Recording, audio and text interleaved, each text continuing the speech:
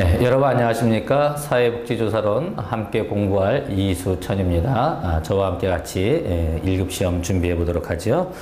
자, 첫 시간입니다. 우리가 과학적 방법 조사나 사회복지조사 연구 방법론 또 사회조사의 형태에 대해서 함께 문제를 통해서 살펴보도록 하죠. 자, 먼저 1번 문제 보도록 합니다. 다음 중 과학적 조사와 관련이 깊은 것은? 자, 이런 문제들은 여러분 가장 기초적인 문제입니다. 기초적인 문제이지만 문제의 포커스를 여러분이 알고 들어가셔야 돼요. 어떤 포커스인가 하면은 과학적인 조사인지 아니면 비과학적인 조사인지, 그러니까 과학적 탐구인지 비과학적 탐구인지 이러한 것들을 머릿속에 염두에 두고 문제를 보시는 게 좋습니다. 그래서 이제 비과학적인 탐구를 여러분들 한번 생각해 보면 어떤 것들이 비과학적인 탐구인가 하면 부정확한 관찰, 정확하게 관찰하는 것이 아니라 어떤 일상생활 수준에서 관찰하는 것, 이것을 부정확한 관찰 이렇게 이야기하고요.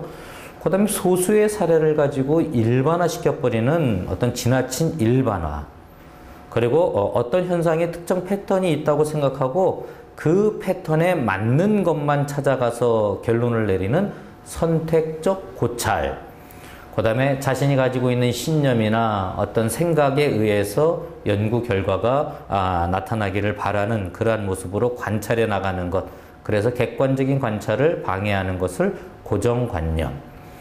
그 다음에 또 여러분 이제 중요한 것 중에 하나가 있는데 사후가설이라는 게 있습니다. 사후가설이라는 것은 자신이 이 가설을 세워놓고 연구했어요. 그런데 가설과 연구가 맞지 않아요. 그러니까 어떻게 하는 거예요? 연구 결과에 맞게 가설을 수정해서 마치 가설과 연구 결과가 일치되는 것처럼 하는 것, 이것을 사후가설 이렇게 이야기합니다. 그 다음에 증명을 해나가는데 논리성이 없는 것, 비논리적 근거 이렇게 이야기할 수가 있고요.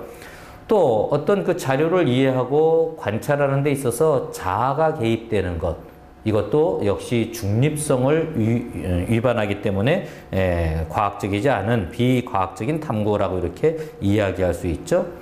그 다음에 탐구에 성급한 종결이 있습니다. 이것은 무엇인가 하면은 조사를 하다가 어떤 부정적인 게 너무나 많이 나타나요. 그런데 이 부정적인 결론을 내리다 보면은 연구자 자신이나 아니면 연구를 의뢰한 기관에 어떤 해가 간다라고 생각했을 때에 연구를 다 풍성하게 알아내기도 전에 먼저 이 종결을 하는 것, 이것이 탐구의 성급한 종결 이렇게 이야기할 수가 있고요.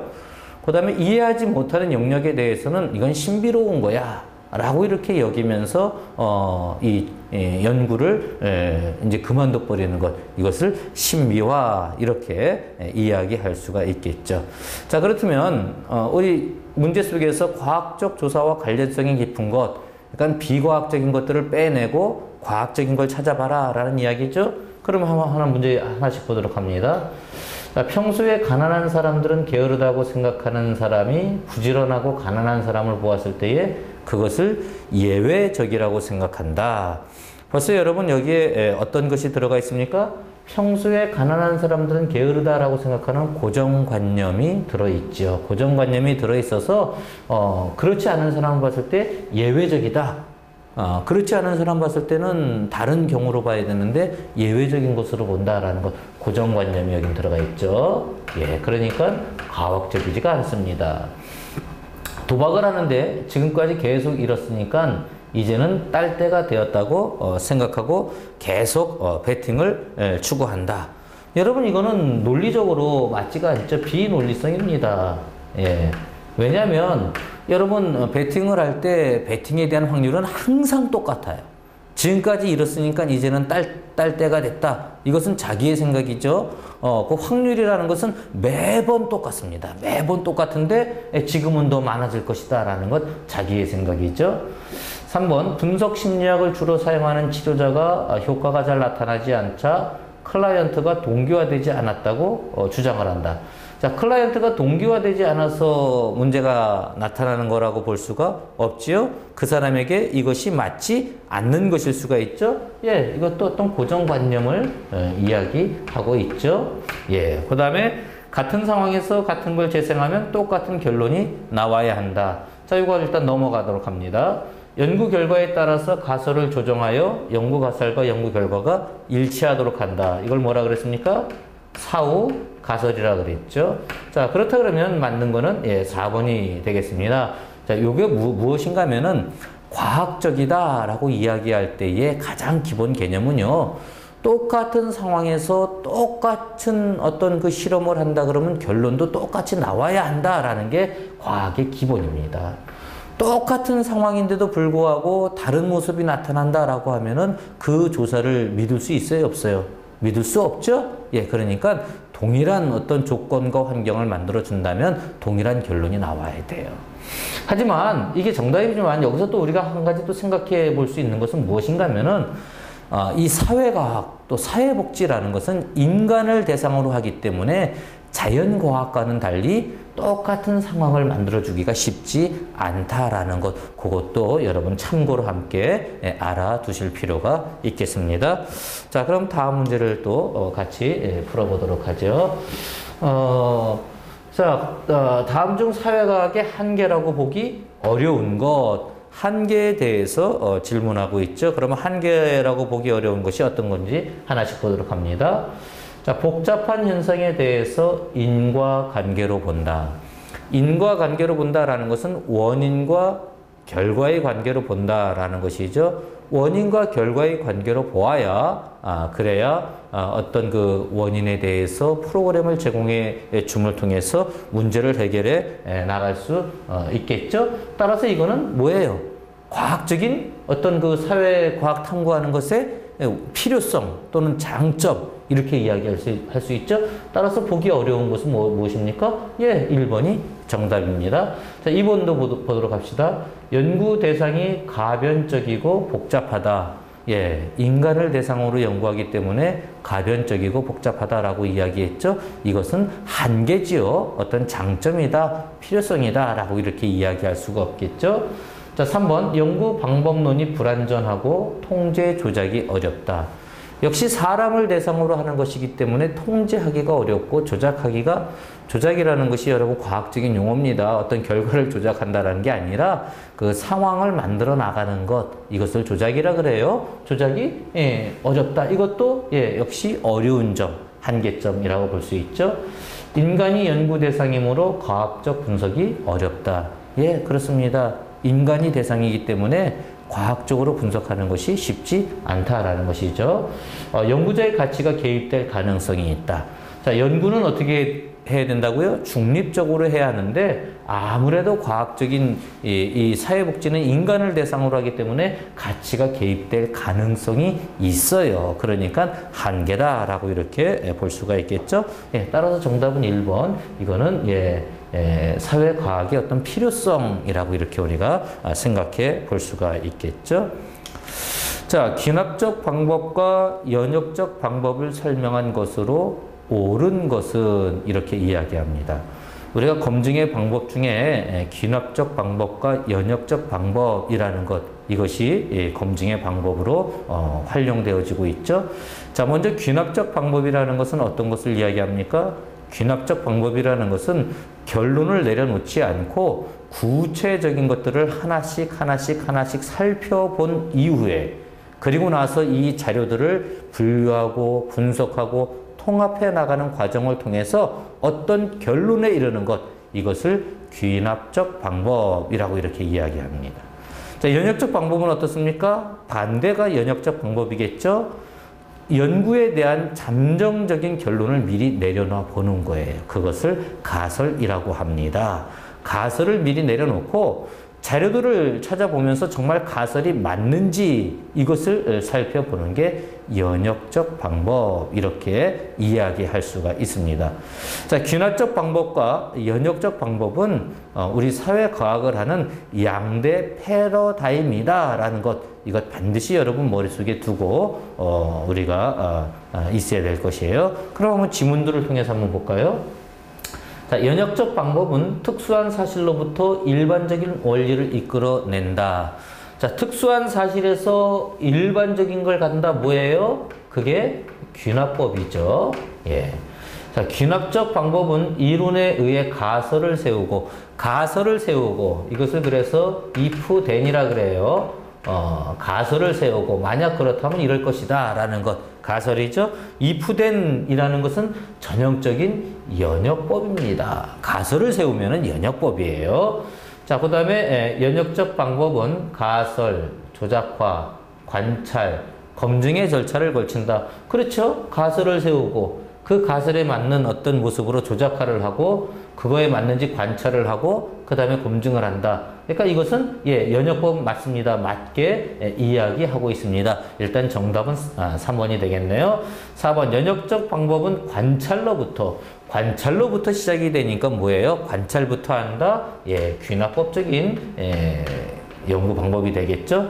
연역적 방법과 귀납적 방법은 상호 배타적이다. 연구의 패러다임이 전혀 다른 것이지 상호 배타적인 것이 아니라 상호 보완을 하면서 연구를 해 나가야 한다 라고 이렇게 우리가 이야기할 수가 있어요. 아마 여러분 고민이 3번과 5번이 될 것입니다. 그런데 상호 배타적인 것이 아니라 상호 보완을 해야 한다. 귀납법에서 부족한 건 연역법에서 부족한 건 귀납법에서.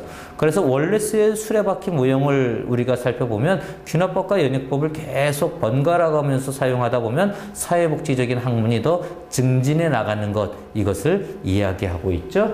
따라서 정답은 3번 이렇게 우리가 이야기할 수가 있겠습니다. 자, 또 우리가 문제를 한번 보도록 합니다. 사회복지조사의 특성과 거리가 먼 걸 찾아보는 것이죠. 자, 우리 2번부터 한번 보도록 합니다. 사회복지조사는 개연성이 있는 확실성을 추구한다. 개연성이라는 것은 그럴 수 있다라는 것이죠. 따라서 개연성이라는 말을 다른 말로 바꾸면 확률적이다 라고 이렇게 우리가 바꿀 수 있어요. 따라서 사회복지조사는 개연성 있는 확실성 추구하는 것 맞습니다. 그 다음에 3번 사회 개량적인 성격을 갖는다. 사회복지조사를 하는 이유가 무엇입니까? 이 조사를 통해서 사회를 변화시켜 나가려고 하는 것이죠. 따라서 사회 개량적 성격을 갖는 것 맞습니다. 자, 사회복지조사는 과학적 특성을 갖는다. 비과학적 조사를 하려고 우리가 이 연구 방법에 대해서 고민하는 게 아니죠. 과학적 특성을 갖는다. 맞습니다. 또 사회복지조사는 시험적 특성을 갖는다. 어떤 프로그램이 적절한지 그렇지 않은지 이 시험적인 성격을 갖는 것. 우리가 평가조사를 이야기하면 아마 가장 잘 이해할 수 있을 거예요. 사회복지조사는 시험적 특성을 갖습니다. 그러니까 나머지는 다 맞는데 1번을 안 살펴봤죠? 그럼 한번 보도록 합니다. 사회복지조사는 응용조사라기보다는 순수조사이다. 무엇이 틀렸을까요? 사회복지조사에는 응용조사, 순수조사 다 있습니다. 따라서 응용조사라기보다는 순수조사라고 한 가지만 이야기한 것이 맞지 않죠. 더군다나 사회복지조사는요, 순수조사 측면보다는 어느 측면이 더 강해요? 응용조사적인 측면이 더 강하다라는 것, 이것도 우리가 함께 생각해 두실 필요가 있습니다. 조사 연구의 윤리에 관한 설명으로 옳지 않은 것. 아무래도 인간을 대상으로 하기 때문에 조사 연구를 하는데 윤리적인 문제가 많이 발생할 수 있겠죠. 따라서 이 윤리적인 문제들을 한번 점검해 보도록 합니다. 자, 1번 조사 대상자의 익명성을 보장한다. 우리가 조사하는 것 이름을 널리 알리면서 보고서를 작성할 수 있나요? 그래서는 안 되죠. 조사 이 참가한 사람들의 어떤 익명성을 보장하는 것, 이게 윤리적인데 아주 중요한 모습이 됩니다. 수집된 정보에 대한 비밀을 유지한다. 맞습니다. 비슷한 이야기를 하고 있죠. 익명성이라는 거와 비밀 유지는 좀 성격의 차이는 있죠. 익명성이라는 것은 조사할 때에 자기의 이름을 밝히지 않고 조사하는 것, 그래야 자유롭게 응답할 수 있기 때문에 익명성을 보장한다라는 것, 어떤 연구를 조작해 나가지 않기 위해서 한다라는 그런 의미에서 이야기하는 것이죠. 어쨌든 둘 다 맞습니다. 3번 동료 집단의 조언을 통해 편견을 방지한다. 그렇죠. 아무래도 동료 집단의 조언을 통해서 내가 가질 수 있는 편견을 줄이는 게 좋겠죠. 이것도 맞습니다. 4번 조사 대상자로부터 고지된 동의를 얻는다. 자, 이 연구는 이 조사는 연구를 위해서 활용하지 다른 목적으로 활용하지 않습니다라고 하면서 이야기해 주는 것, 이게 고지된 동의죠. 반드시 해야 합니다. 조사할 때. 자, 5번 긍정적인 연구 결과를 유도하는 질문으로 문항을 구성해야 한다. 이거야말로 안 좋은 의미에서 연구를 조작하는 것이죠. 따라서 5번은 연구 윤리에 위배된다라고 이렇게 우리가 정리해 볼 수가 있겠습니다.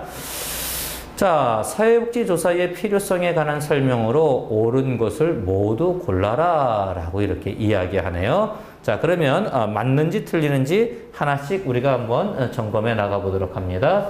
자, 개입의 효과성을 높이기 위해서 사회복지조사를 한다. 맞습니까? 틀립니까?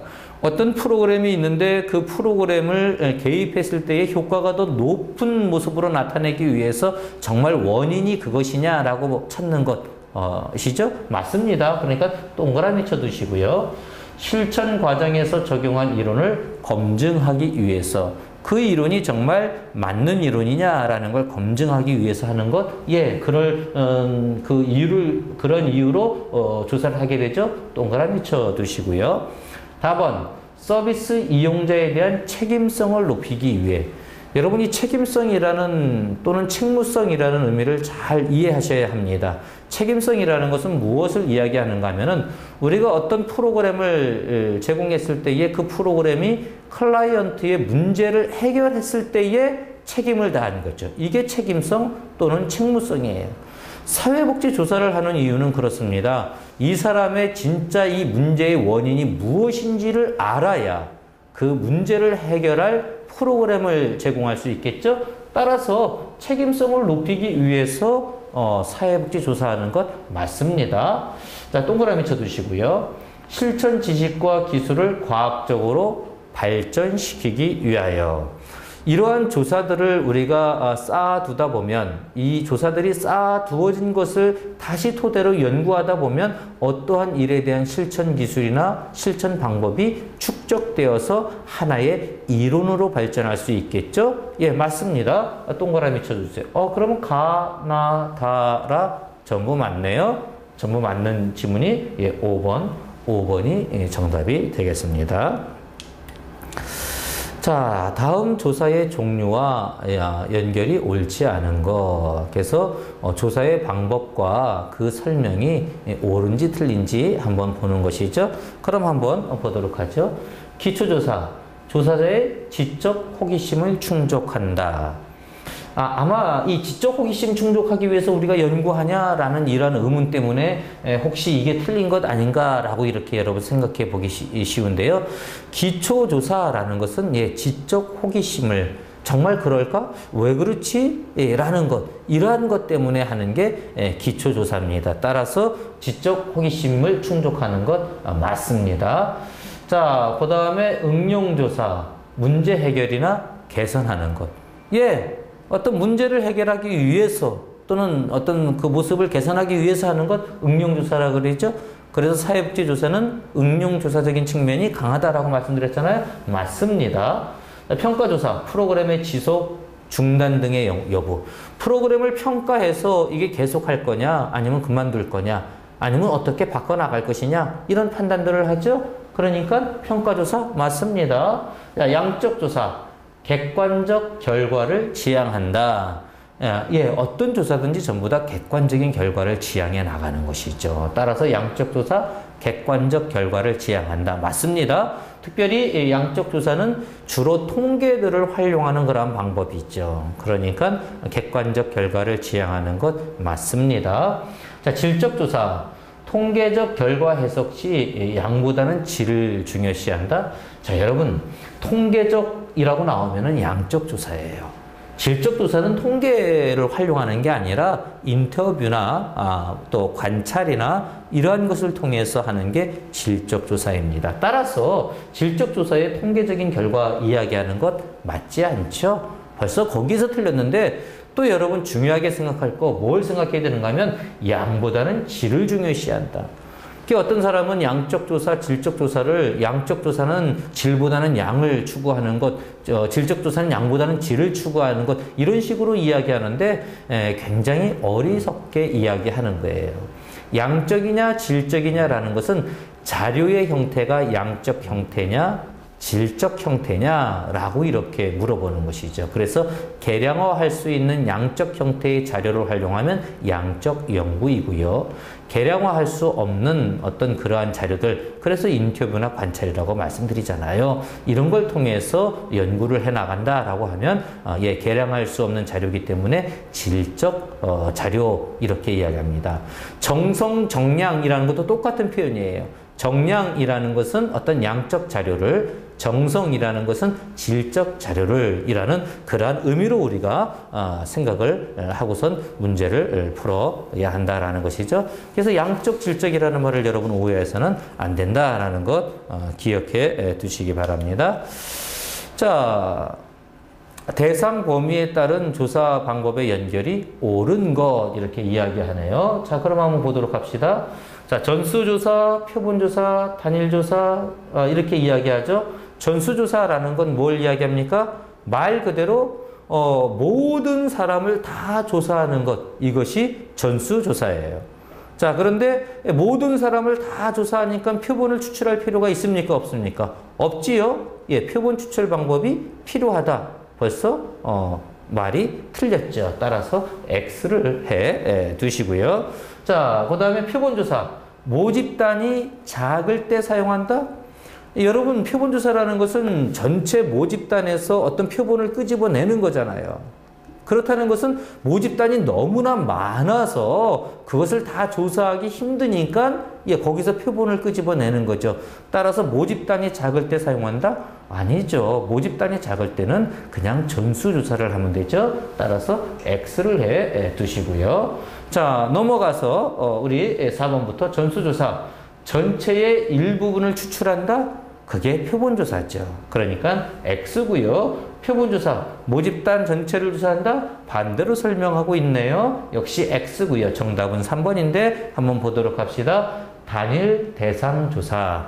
자, 단일 대상 조사 또는 단일사례 연구 이렇게 이야기하는데요. 이제 우리가 앞으로 실험 설계에 대한 부분을 이야기할 때 또 나오게 될 것입니다. 이 단일 대상 조사는요, 조사 대상자가 단일한 거예요. 하나예요. 하나다라는 것은 한 명이다라는 게 아니라 하나 개인이 될 수도 있고 어떤 특정한 모습을 보이는 하나의 집단이 될 수도 있고 그런 거예요. 그래서 개인, 가족, 소집단을 대상으로 그 다음에 단일 사례 연구, 단일 대상 연구는 임상적인 상황에서 강조하는 것입니다. 따라서 이 옳게 연결된 것이 3번 이렇게 우리가 이야기할 수 있겠습니다. 자, 횡단 연구와 종단 연구에 관한 설명으로 옳은 것 이렇게 이야기합니다. 자, 여러분 횡단 연구와 종단 연구에 대한 이해도 분명히 하셔야 돼요. 횡단 연구는 어느 한 시점에서 툭 잘라놓고 연구하는 게 횡단 연구예요. 그러니까 어느 한 시점에서 툭 잘라놓고 연구하기 때문에 우리가 뭐라고 흔히 이야기해요? 동태적이다. 움직이지 않는 어떤 그러한 모습이다. 라고 이렇게 이야기합니다. 종단조사라는 것은 무엇을 이야기하는 거면 시기적으로 이렇게 흘러내리는 것. 그래서 최소한 두 시점 이상, 여러 시점을 하면 더 좋고요. 최소한 두 시점 이상 어떤 시간의 흐름에 따라서 연구하는 것, 이것을 종단 연구다라고 이렇게 이야기합니다. 자, 그 다음에 종단 연구에는 패널 연구, 또 그 다음에 어떤 동료 조사, 또 경향 연구, 이러한 것들을 그 종류로 이야기할 수가 있습니다. 그 종류의 특징들에 대해서도 여러분 해설서를 참고해서 좀 공부해 두시는 게 시험을 준비하는 데 필요합니다. 일단 문제를 한번 보도록 하죠. 자, 일정 기간에 걸쳐 발생하는 변화에 관한 연구는 종단 연구이다. 자, 일정 기간에 거쳐서 발생하는 연구가 종단기구이다. 어떤 기간을 정해놓고 여러 번 본다라는 그런 의미가 담겨져 있죠? 따라서 맞는 것은 1번이에요. 자, 2번도 볼까요? 횡단 연구는 상대적으로 비용이 많이 든다. 여러분 한번 툭 잘라놓고 연구하는 게 비용이 비용이 많이 들겠습니까? 여러 번 관찰하는 게 비용이 많이 들겠습니까? 예, 여러 번 관찰하는 종단 연구가 비용이 더 많이 들겠죠? 따라서 이건 틀립니다. X입니다. 종단 연구는 한 시점에서 대상을 관찰한다. 그것을 횡단 연구라 그랬죠? 그 다음에 동일 대상을 반복 관찰하는 것 종단 연구인데 횡단 연구라 그랬죠? 틀립니다. 특정 집단의 변화에 대한 횡단 연구는 경향 연구이다. 경향 연구라는 것은 어떤 종류라 그랬어요? 예, 패널 조사, 경향 조사, 동료 조사 이러한 것들은 종단 연구의 특징이다라고 얘기했죠. 그러니까 틀리죠? 예, 정답은 1번 정답이 되겠습니다. 자, 조사의 단계로 순서대로 연결하는 것은, 자, 순서대로 연결해 나가는 것을 우리가 한번 생각해 봅시다. 일반적인 조사는 어떤 모습으로 이루어지는가 하면요. 조사 문제를 선정합니다. 그리고 조사 설계를 합니다. 그 다음에 측정 도구를 개발하고요. 그리고 자료 수집을 합니다. 그리고 자료를 분석합니다. 그리고 나서 보고서를 작성합니다. 자, 이렇게 우리가 이러한 일반적인 틀을 여러분 머릿속에 두고 그리고 문제를 한번 풀어봐 보세요. 가설을 구성한다. 자료 수집을 방법을 결정한다. 자료를 수집한다. 설문지 문항을 검토한다. 연구 주제를 설정한다. 자, 여러분 여기서 우리가 생각해 봤을 때에 요 나온 것들 중에서 제일 나중에 할 것은 무엇입니까? 자료 수집하는 게 제일 나중에 되겠죠? 따라서 답번이 제일 나중에 갑니다. 예, 답번이 제일 나중에 간 것은 하나, 둘, 셋, 넷. 일단 3번은 예, 틀리게 되겠죠? 3번은 X를 해 놓으시고요. 자, 그 다음에 어느 게 제일 먼저 되겠습니까? 가설 구성하는 걸까요? 연구 주제를 선정하는 걸까요? 연구 주제를 선정해야 연구 주제에 맞는 가설이 나오겠죠. 따라서 마가 먼저 나와야 되죠. 벌써 그럼 가가 앞에 나오면 지우면 되죠. 예, 그러면 1, 2, 3번을 지우면 벌써 5개 중에 20% 맞출 확률 중에서 2개만 남았어요. 어떻게 됩니까? 50%로 맞출 확률을 높여가죠. 자, 그 다음에 그럼 문제가 되는 게 무엇인가 한번 보세요. 자, 그러면은 자료 수집 방법, 그 다음에 설문지 문항을 검토한다. 자료 수집 방법을 검토한다. 설문지 문항을 검토한다. 자, 요걸 가지고선 우리가 고민하게 되겠죠. 가설을 구성한다면은 예, 자료 수집 방법을 결정하고요. 자료 수집 방법을 결정한 다음에는 그거에 맞게 설문지 문항이 작성되어졌는지를 보게 되겠죠. 따라서 라 순으로 되네요. 그러면 어떻게 됩니까? 예, 4번 예, 마가 나라다 이렇게 이야기할 수가 있습니다. 자, 이렇게 나오면 막 복잡해지는 것 같아요. 그런데 여러분 아는 지식을 통해서 논리적으로 문제를 풀어나가세요.